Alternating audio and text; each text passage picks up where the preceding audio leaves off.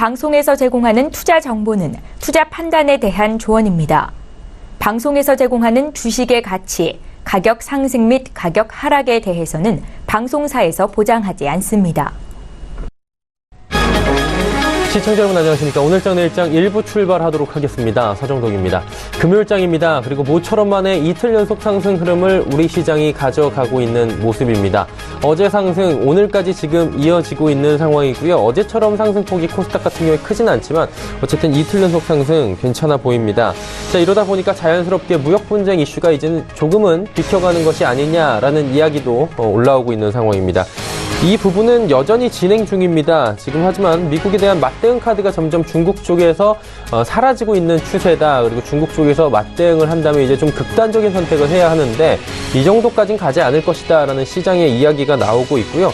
미국 내에서도 무역 전쟁에 대해서 여러 가지 부정적인 기류가 나오고 있습니다. 그러다 보니까 경제적으로도 악영향을 조금은 상쇄시키기 위한 여러 가지 조치들이 나올 것이다. 그리고 이야기들이 본격적으로 문우신 재무부 장관을 통해서 나온 부분이 있기 때문에 글로벌 금융시장이 조금은 달래지고 있고요. 우리 시장에서도 영향을 지금 받고 있는 상황입니다. 일단은 양시장 모두 상승하고 있습니다. 그리고 개별 종목 이슈로 움직이는 부분이 있는데요.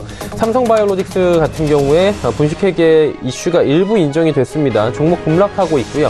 관련 종목들 투심이 좀 악화가 되고 있고 삼성물산을 비롯해서 관련주들도 조정이 좀 나오고 있는 상황입니다. 자, 이 밖에도 금요일장이다 보니까 확인해 봐야 되는 측면들이 꽤나 됩니다. 오늘장 내일장에서 하나하나 확인해 보시길 바랍니다. 이 시각 헤드라인 뉴스부터 전해드리도록 하겠습니다.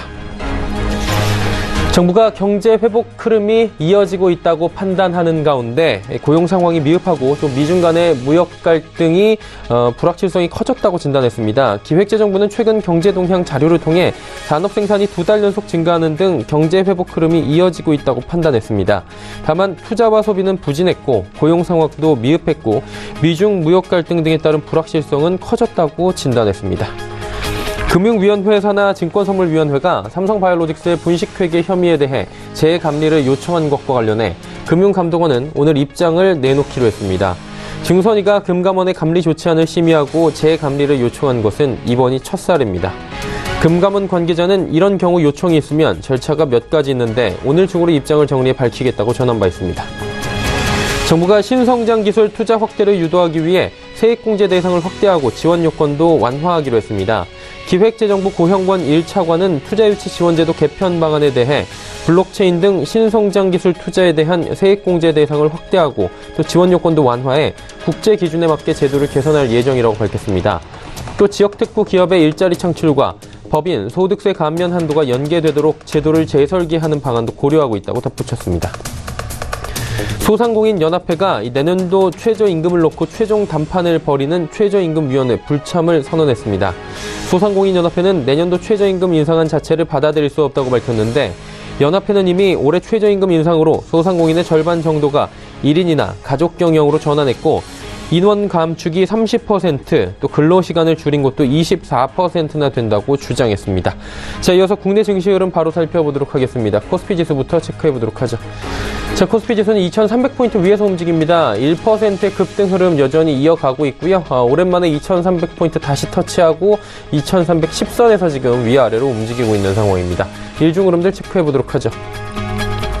자, 보시다시피 2313포인트 오늘의 장중 고점입니다. 그리고 지속적으로 계속해서 2300선 위에서 움직이고 있다라고 파악이 됩니다.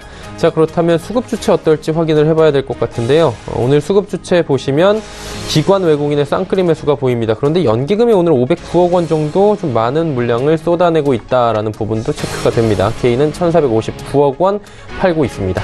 자, 이제 시가총액 상위 종목들의 흐름 이어가 보도록 하죠. 삼성전자 올라가고요. 그리고 SK하이닉스가 오랜만에 지금 4% 가까운 시원한 반등이 나옵니다. 셀트리온 올라가고 포스코도 2.41% 올라갑니다. 포스코 시총 5위로 올라왔네요. 6위부터 10위 종목들 살펴보도록 하겠습니다. 현대차가 시총 6위로 올라왔고요. 삼성바이오로직스가 지금 6%대의 하락이 나옵니다. 일단은 분식회계 부분 중에서 일부 지금 인정이 된 부분인데 이 부분이 삼성 봐주기가 있다라는 얘기들도 지금 시장에서 나오고 있는 만큼 삼성바이오로직스는 예의주시가 될 수밖에 없는 상황입니다. LG화학, KB금융 올라가는데 특히나 KB금융이 오랜만에 5%대의 강세 흐름 나타냅니다. 다음 살펴보도록 하죠. 신한지주도 3%대 강세, 그리고 LG생활건강, 현대모비스 모두 올라갑니다. 그리고 삼성물산이 삼성바이오로직스 이슈로 인해서 여러 가지 지분과 관련한 이야기가 나올 수밖에 없는 상황이고요. 또 11만 5천 원대까지 급락세 이어가고 있습니다. 한국전력도 빠지네요. 다음 살펴보도록 하죠. 이번엔 코스닥 시장입니다. 826포인트대 거래가 됩니다. 일단 0.92% 상승하고 있고요. 7포인트 정도 상승 흐름 가져갑니다. 다음 살펴보도록 하죠. 장중 저점은 822포인트입니다. 그리고 저점 찍고 V자로 바로 반등했고요. 826포인트대까지 계속해서 올라오고 있는 상황입니다. 다음 살펴볼까요? 수급주체인데 여기도 마찬가지로 기관 외국인 동반 매수합니다. 기관 가운데선 금융투자만 팔고 투신 연기금은 소폭씩 매수하고 개인은 24억 원 매도 포지션 잡고 있습니다. 매수 매도 물량들이 그렇게 지금 크게 잡히진 않습니다. 시가총액 상위 종목들의 흐름입니다. 셀트리온 헬스케어부터 나노스까지 상승합니다. 시총 5위 CJENM 같은 경우에 지금 정지 상태로 아직까지 있는 상황이고요. 나머지 종목들은 모두 좋은 흐름들 가져갑니다. 다음 살펴보도록 할까요? 바이로메드부터 셀트리온 제약까지 HLB 한 종목 제외하면 모두 올라가고요. 상승폭이 바이로메드가 가장 큽니다. 11위부터 15위 종목들도 살펴보도록 하죠. 포스코 캠텍이 3% 정도의 지금 조정이 나오고요. 코오롱티슈즈과 카카오멜론은 잠시 쉬어갑니다. 컴투스, 휴젤도 약보합권 현재 전환이 돼 있는 상황입니다. 원달러 환율 짚어보도록 하겠습니다. 어제 급등 나왔는데요. 오늘 조정이 좀 나오네요. 1124원대에서 거래가 되면서 오랜만에 원화 강세 흐름 이어가고 있습니다. 금일 본 방송에서 제공해드리는 정보는 투자 판단에 대한 조언입니다. 해당 주식의 가치와 수익률을 보장해드리지 않는다는 점 참고해 주시길 바랍니다.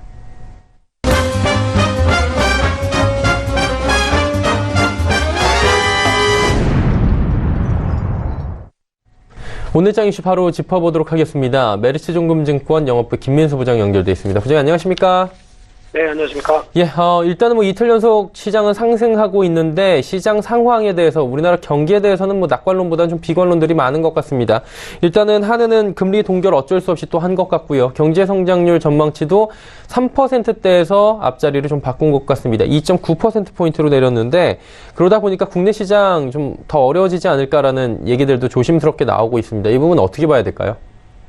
네, 지금 시장을 짓누르는 변수 중에, 무역 분쟁 관련된 얘기들은 한풀 좀 꺾일 수 있다고 본다고 하더라도 나머지는 여전히 진행형입니다. 자, 대표적으로 미국의 금리 인상과 관련된 글로벌 유동성 위축, 그리고 지금 말씀드릴 국내 시장의 경제 지표들의 부진, 이쪽은 어떻게 보면 주식 시장도 그렇고 실물 경제를 강하게 끌고 가기에는 어려운 국면이다라는 쪽에 어떤 답변이라고 봐야 될 것 같고요.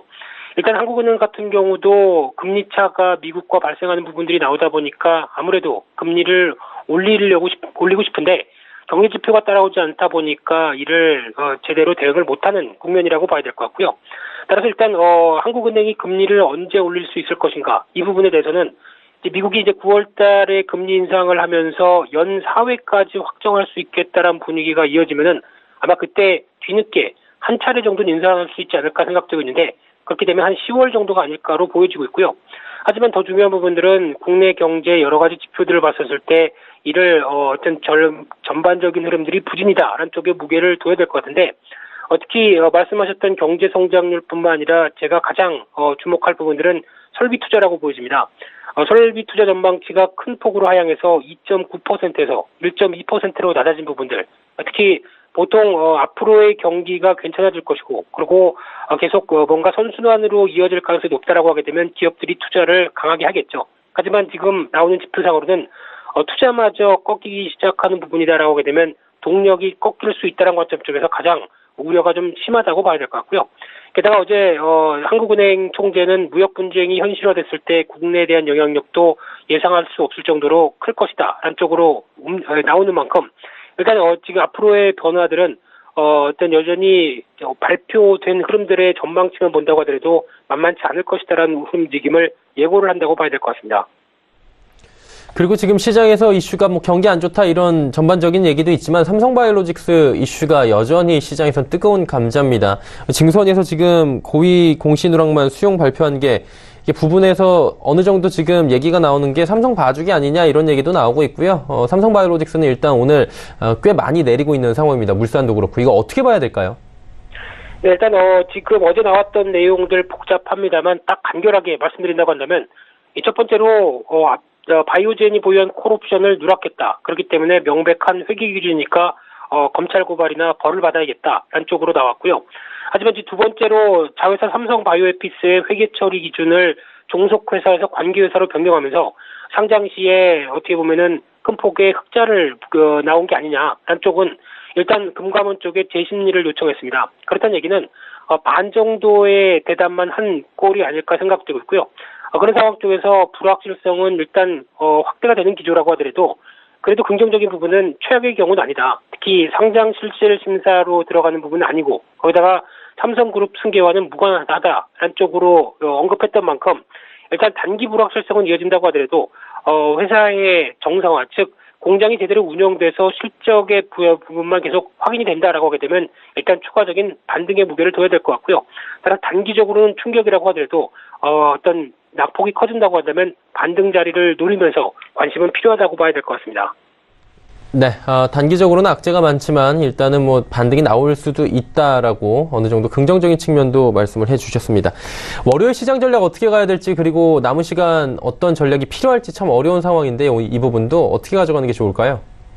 네, 일단 단기 바닥은 확인했다라는 관점 쪽에서는 일단 한숨은 돌렸다고 봐야 될 것 같은데 그런 관점 쪽에서 이제 추가적인 환율의 1,120원 이하로 안정으로 될 수 있겠느냐. 그리고 거기다 중요한 지수대 중에 하나가 단기 코스피 2,310선 같습니다.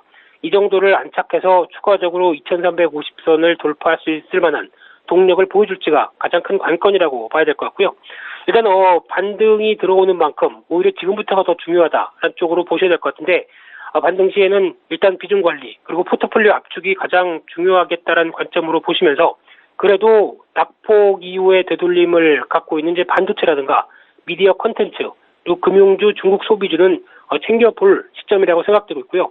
여전히 지난번에도 추세가 강했고 여전히 앞으로 하반기에도 추세가 강화될 가능성이 높은 쪽은 이 전기차 관련된 섹터 2차 전지, MLCC다라는 쪽에서 추세를 그대로 강화시키는 쪽도 같이 꼭 포트폴리오에 포함시켜야 될 것 같고요.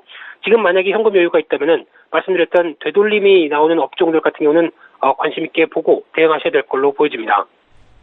네, 시장의 전략까지 상세히 짚어주셨습니다. 오늘 말씀 잘 들었습니다. 네, 감사합니다. 메르시증권증권 영업부의 김민수 부장이었습니다. 이슈 칼럼 이어집니다.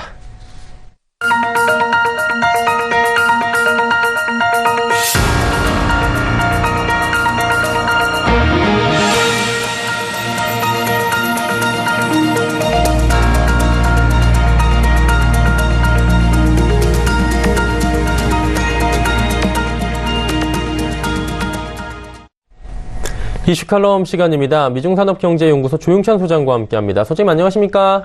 예, 안녕하십니까? 네. 미중 간의 무역 분쟁 또 여쭤보면서 시작을 해야 될 것 같습니다. 미국 쪽에서 지금 2차 추가 관세 부과 얘기가 나왔는데 2천억 달러라는 사상 최대 초유의 규모의 추가 관세를 지금 부과를 한다라고 목록을 공개를 했습니다. 일단은 뭐 대중국 제재가 굉장히 이례적이다라는 평가들이 있고요. 공세적이다라는 평가들이 지금 지배적인데 이게 이 정도까지 가는 이유가 또 있을 것 같고요. 언제부터 실질적으로 2차 관세는 부과가 되는지 참 궁금한데 이 부분 좀 짚어주시겠습니까? 네, 미국 그 정치계 쪽에서는 그 정치인들 같은 경우에는 자신의 공격에 대해서는 어느 정도 용인을 하지만 자신 지역구라든지 유권자를 건드릴 경우에는 공세적으로 나오게 되는데요. 이 때문에 그 트럼프 그 시진핑 국가주석이 미국의 그 팜벨트 10개 지역의 주요 산업을 겨냥했다는 점에서 보수 단체를 중심으로 해서 강하게 그 중국을 압박해야 된다는 이야기가 있었던 것으로 보입니다. 미국도 이 때문에 시진핑의 가장 큰 약점인 체제 안정과 관련된 근본적으로 건드릴 수 있는 농업인이라든지 중소수출 기업을 대상으로 했는데요. 이번 고율 관세 조치의 대상 품목을 보면은 가구류가 무려 290억 달러 정도에 달하는 품목, 그리고 가전도 260억 달러, 피혁 제품도 70억 달러를 포함해서 서로가 영린을 건드리는 이런 행위를 했던 것으로 보여지는데요. 이 때문에 중국이 그 맞대응을 예고를 하고 있기 때문에 당분간 눈에는 눈, 이에는 이 시기에 그 관세 전쟁에 브레이크가 걸리지는 않을 것으로 보여지고요.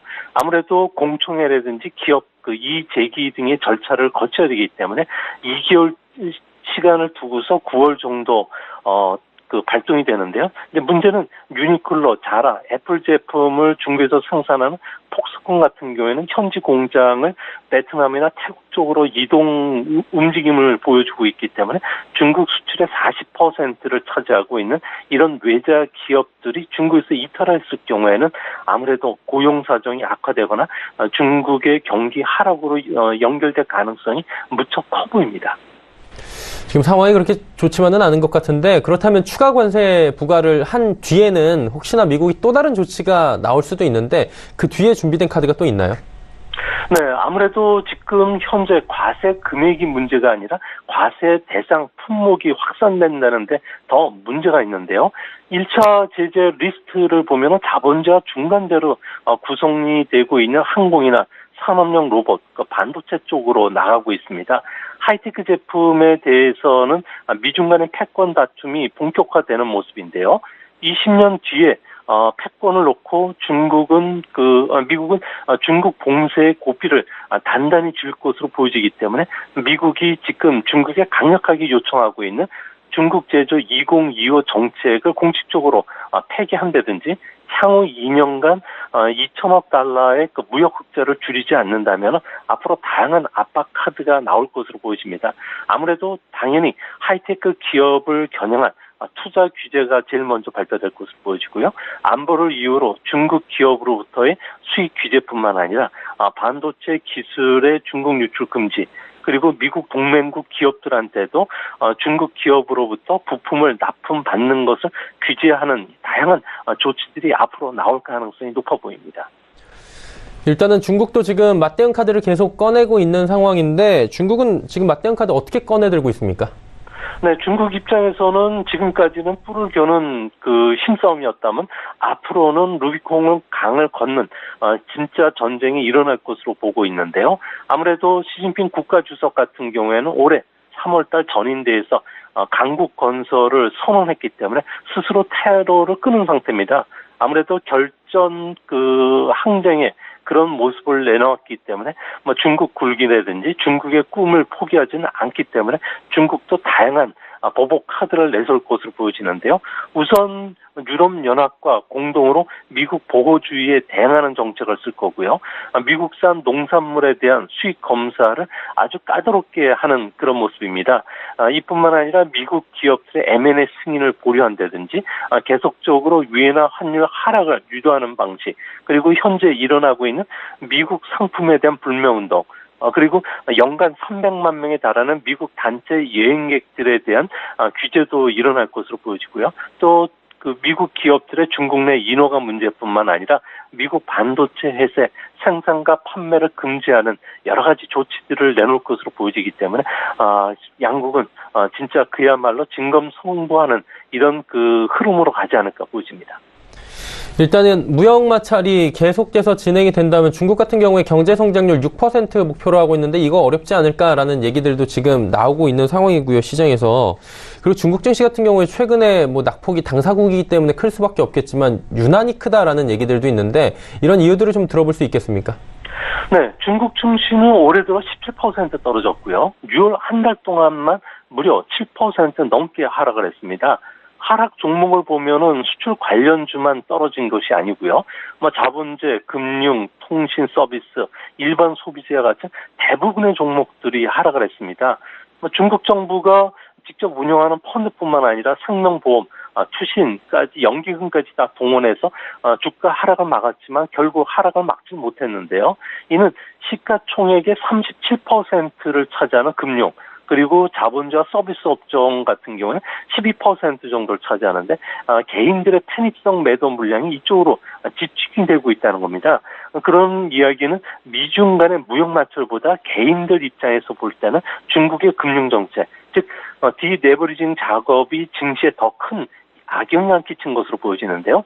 중국 같은 경우에는 은행 시스템에 좀 과부가 걸리면서 수익성이 크게 악화되고 있고요. 또 시중에 심각한 자금난으로 인해서 부실 채권들이 늘어나고 부동산 가격이 계속 하락하고 있기 때문에 아무래도 기업 실적 악화가 전방위적으로 주시장을 좀 압박하는 그런 모습입니다. 당분간 미중 간의 무역 마찰까지 벌어졌기 때문에 중국 증시는 그야말로 그 사방이 적인 상황이 되고 있는데요. 이 때문에 신도시 건설을 위한 속도를 내면서 고용이나 수요를 좀 창출해주지 않고서는 상당히 좀 어려움에 처할 가능성이 있지 않나 보입니다. 이러다 보니까 이제 뭐 신흥국뿐만이 아니라 글로벌 시장 전체가 조정에 좀 들어갔던 측면인데, 이 방송 보시고 계신 분들을 위해서 그나마 좀 괜찮아 보이는 신흥국 시장이나 이런 곳들이 새로 개척할 만한 곳이 있을 것 같아요. 어느 곳이 좋을까요? 네, 지금 해외 투자가들 중에서 IB 쪽 같은 경우는 사모펀드를 중심으로 해서 인도 상품들을 집중적으로 출시를 하고 있는데요. 이 때문에 중국이라든지 신흥국 쪽에서 인도 쪽으로 자금들이 급속도로 쏠림 현상들이 일어나고 있습니다. 아무래도 인도 경제는 작년에 7% 이하로 성장하면서 경기 침체를 겪었지만 모디 총리가 주도하는 구조 개혁 정책이 속도를 내면서 질 높은 성장을 유지하고 있기 때문인데요. 앞으로 2년간 7% 중반의 실적들이 성장률 그리고 높은 기업 실적들로 이어지고 있기 때문에 인도 증시의 주가를 좀 끌어올리는 그런 모습입니다. 다만 인도 증시에 투자했을 때는 강우량에 신경을 쓰셔야 되는데요. 아무래도 농업 의존도가 60%에 70% 정도 되다 보니까 몬순 강우량이 평년적으로 따져서 5월 이전에 오면 풍작이 되고 5월 이후에 오면은 흉작이 되기 때문에 이 부분도 참조하셔야 되겠고요. 루피아와 환율에 워낙 민감하다는 점에서는 루피아가 하락할 때는 아무래도 그 경상수지라든지 이쪽이 악화될 수 있다는 측면에서 투자하실 때는 항상 주의를 하셔야 되지 않을까 보여집니다. 네. 뭐, 문재인 대통령께서 인도를 또 방문을 하고 오시기도 했는데, 한국과 인도 간의 여러 가지 협력도 지금 있는 것 같습니다. 그러다 보니까 더 긍정적으로 보이는 것 같은데, 인도 같은 경우에 세계 3위 경제 대국으로 지금 급부상하고 있다, 이런 소식들도 들려오고 있더라고요. 여러 가지 원동력이 있을 것 같은데, 어떤 점들이 인도에 그렇게 매력적으로 작용을 합니까? 네, 인도 경제가 작년에 그 부진을 탈피해서 올해 7.3, 내년에는 한 7.4 정도 순환할 것으로 보여지는데요. 나렌드라 모디 총리의 경제 개혁이 단기적으로는 혼란을 불어왔지만 장기적으로는 플러스 효과를 불러오고 있다는 건데요. 아무래도 그 입에 쓴 약이 몸에는 좋은 것 같은 이런 역할을 해주고 있습니다. 아무래도 외국인 직접 투자 개혁이라든지 노동법, 파상법 제정, 그리고 보조금 개혁이라든지 고액권 지폐 폐지, 지문 인증 결제 시스템 도입으로 인해서 인도 경제가 서서히 상승 탄력을 받고 있는데요. 가장 큰 약점이라고 할 수 있는 상업은행의 부실채권 문제가 좀 심각한 상황이기 때문에 당분간 민간 기업의 투자가 본격화되기는 어렵기 때문에 아무래도 우리나라를 비롯해서 외국 기업을 유치를 통해서 성장 동력을 확보해 가려는 이런 전략은 옳은 전략이지 않을까 보여집니다. 네. 이 외에도 인도 시장에 대해서 저희가 또 주목을 해봐야 되는 이유, 매력적인 포인트가 또 있을 것 같은데 어떤 점들이 더 있겠습니까? 네, 인도 증시를 보면은 꼭 한 15년 전에 중국 증시를 보는 거와 똑같은 흐름으로 가고 있는데요. 아무래도 거대한 인구를 기반으로 한 경제 성장 속도가 점차 빨라지고 있기 때문에 그렇습니다. 인도 같은 경우에는 중국을 제치고 세계 1위 인구 대국에 올라서는 시점이 2025년도가 되는데요. 중국 같은 경우에는 노동 생산 인구가 계속 늘어나고 있는 그 시점이 2020년 인구 보너스 시기에 들어간다는 겁니다. 전체 노동자 중에서 제조업 부분의 노동자들이 계속 늘어난다는 점에서 아무래도 산업 생산이 계속 늘어나고 또 임금 상승에 따른 시장을 만끽할 것으로 보여지는데요. 여기에 경제 개혁 조치들이 인도의 성장 엔진 역할을 해주고 있기 때문에 앞으로 중국과 일본 그리고 우리나라가 인구 보너스기에 주가가 큰 폭으로 상승했다는 점이 인도에서도 그대로 적용이 된다면 중장기적으로 인도 증시의 그 높은 수익률을 만끽하셔도 되지 않을까 생각이 됩니다. 네, 알겠습니다. 오늘은 인도 시장까지 함께 이야기 나눠봤습니다. 오늘 말씀 잘 들었습니다. 예, 감사합니다. 위중산업경제연구소 조용찬 소장과 함께했습니다.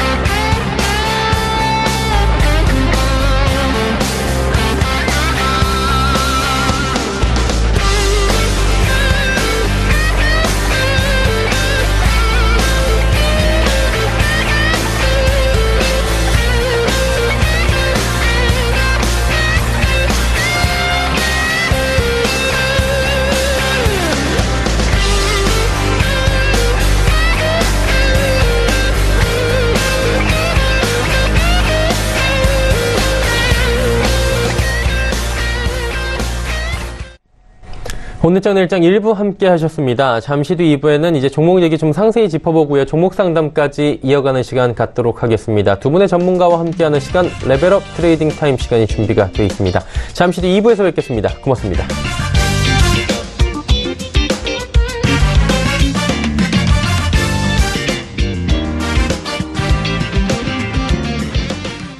본 방송에서 제공하는 투자 정보는 투자 판단에 대한 조언입니다. 방송에서 제공하는 주식의 가치, 가격 상승 및 가격 하락에 대해서는 방송사에서 보장하지 않습니다.